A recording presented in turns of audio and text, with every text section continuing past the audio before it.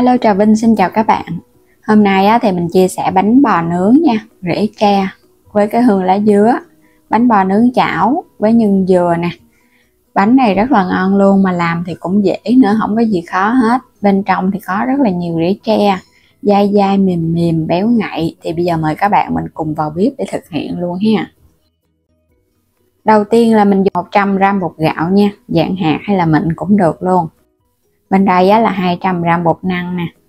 Tiếp theo là mình có 2 cái trứng lớn, trứng gà hay trứng vịt gì tùy thích. Men thì mình dùng men khô làm bánh mì, muỗng cà phê, một ít muối, thêm ống vani cho nó thơm. Cùng với 100g đường, 100ml nước lá dứa mình xay ra sẵn để tủ lạnh cho nó lắng màu đẹp. Cùng với 200ml nước cốt dừa.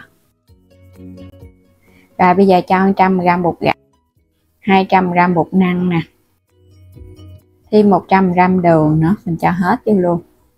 Chút xíu muối, một ống vani, cho hết tất cả vô luôn ha. Muỗng cà phê men khô, 100ml nước lá dứa, 200ml nước cốt dừa nha. Tỷ lệ mình dùng là 1 bột và 1 nước luôn á. Ở ngoài trời đang mưa luôn á các bạn. Mình trộn bột, mình ủ men một chút nữa làm bánh bò. Nếu mà trời mưa thì mình ủ sẽ hơi lâu một chút. 2 cái trứng này là mình dùng trứng vịt nha, cho nó béo. Các bạn thích dùng trứng gà cũng được, miễn là trứng lớn là được à. Khuấy cho nó tan ra rồi cho hết vào trong thau bột. Nếu mà trứng vịt thì nó béo hơn. Mình có khử vani rồi và có nước lá dứa nữa nên nó không có tanh đâu. Lọc nó qua cái rây. Làm cái kiểu này là bảo đảm siêu ngon luôn á. Mình có ủ men nên không có sợ bánh bị chai. Mình chỉ việc là đậy kính chờ khoảng 2 tiếng đi cho nó nở đều. 200g dừa rám cho vào chảo, thêm chút muối,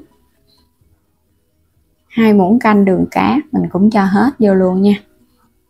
Mình trộn cái phần đường này không có ngọt quá đâu. Còn này là muỗng canh bột năng nè, mình sẽ cho nước vô. Các bạn khuấy cho bột năng của mình nó tan đều ra đi rồi cái cho vào trong phần dừa. Mình sên kiểu này thì nhân của mình nó dẻo. Còn các bạn không thích bột năng thì bỏ qua luôn ha. Thì mình sên bình thường, nấu cho phần nhân nó chín là được à. Bắt lên trên bếp, để lửa nhỏ thôi, đừng có để lửa lớn quá nha, bột nó nhanh đặc lắm á. Còn không thích bột năng nữa thì các bạn cho muỗng canh bột nếp mình trộn vô cũng ngon lắm á. Nhân vẫn dẻo và thơm lắm. Giống như là mình làm cái phần nhân của bánh bía hay là bánh trung thu vậy đó.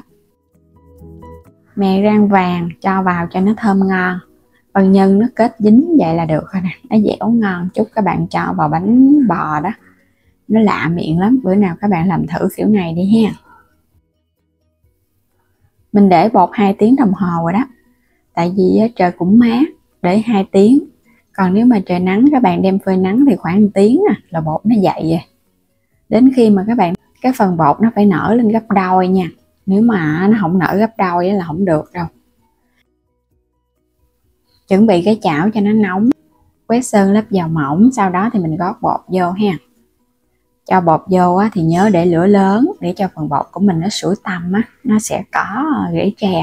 Lắc đều xung quanh cho cái viền nó cao cao lên. Cái bánh bò này là quan trọng nhất phải có cái viền. Cái chảo phải hơi dày dày thì mình làm ra nó mới ngon ha. Rồi lúc này sẽ để lửa nhỏ, mình đậy nắp để cho nó có hơi, nó chín. Các bạn sẽ kiểm tra nha, nhớ là coi chừng không thôi là nó khét ở bên dưới. Mình thấy cái bột này nó còn ướt ướt nè, nên là để lửa thiệt là nhỏ luôn, đậy nắp lại rồi cái mình nướng tiếp. Thấy cái viền nó cũng vàng rồi đó, lúc này nó thơm mà, nhưng mà ở bên trên nó còn nước bột. Nướng thêm chút xíu nữa đến khi nào mà các bạn thấy bột ướt nó hết và cái bánh nó trong vậy là nó chín nha. Cái viền vậy là nó giòn rụm luôn rồi đó. Đó, các bạn thấy hấp dẫn rồi ha. Bánh bò nướng chảo không có cần là nướng gì hết á. Và công thức có men thì các bạn ăn nó cũng thơm hơn so với mình làm bột nở. Còn ngoài ra các bạn công thức này mình làm với bột nở cũng được luôn nha. Thì mình cũng có chia sẻ video với bột nở rồi á. Các bạn có thể xem thêm ở trong kênh của mình. Cái chảo nóng mới gót bột vô thì mình để lửa cao một chút. Khi mà tráng đều xung quanh cái chảo rồi á, thì hạ lửa lại cho nó thấp thấp để cho bánh nó chín mà nó không có bị khét. Bánh chín á, thì mình sẽ lấy bánh ra nha. Bánh mà mới nướng xong á các bạn, nó thơm và cái viền á, nó giòn thôi luôn á. Nướng xong hết thì cứ để yên cho nó cố định nha, đừng có để nghiêng, nó sẽ bị mất cái viền, nhìn cái bánh nó cũng không đẹp. Khi mà cái bánh nó nguội rồi, nó định hình đẹp rồi thì các bạn hả sắp nó qua. Nướng á, cái nào nó cũng vàng và nó giòn rụm hết trơn á. Ăn cái kiểu này á là ăn nóng là ngon hết sảy luôn á. Còn ăn nguội á thì nó sẽ dai dẻo nhưng mà nó thơm, nó không hề bị cứng đâu. Và công thức mà với men thì mình thấy nó ngon hơn. Và có trứng ở trong nữa, bột nó cũng nở, không có cần dùng bột nở gì hết á. Có thêm cái hương thơm từ lá dứa. Cái món bánh bò này thì mình nhận được yêu cầu cũng lâu rồi, nhưng mà hôm nay mới được chia sẻ nè. Chúc các bạn xem video làm thành công, ăn ngon miệng ha. Bánh làm xong tổng cộng là mình làm được 6 cái bánh ha. Cái bánh cái khuôn cũng lớn nha. Nếu mà làm mỏng hơn thì nó ra nhiều hơn. Sắp nó ra cho nó nguội thì mình hãy cho nhân lên. Phần nhân dừa này mình làm cho nó dẻo dẻo vậy nè, ăn nó ngon lắm. Cái viền bánh nó giòn và nó định hình đẹp. Còn các bạn làm cái viền nó không giòn là nó bị xẹp liền à. Xung quanh nó cũng vàng ngon nữa. Nướng lửa nhỏ nhỏ đó thì nó vàng và nó giòn từ từ. Còn các bạn nướng lửa áp là nó bị khét. Và ở bên trong nó không chín á, cái viền cực kỳ giòn luôn á. Ở bên trong có cái lá dứa các bạn, nó thơm phức à.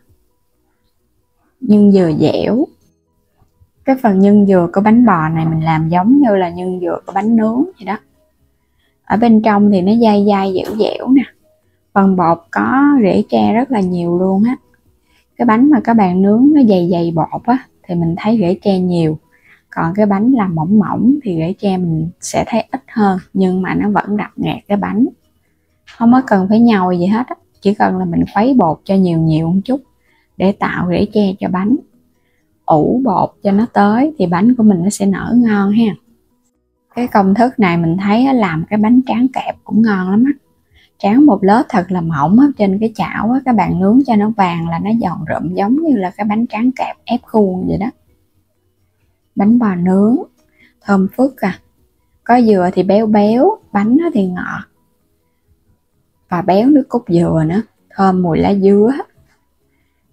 Dù để nguội cái bánh của mình cũng không có cứng đâu, nó dai dai dẻo dẻo. Có thêm bột gạo thì nó cũng có cái độ mềm chứ nó không cứng như là các bạn dùng hoàn toàn bột năng.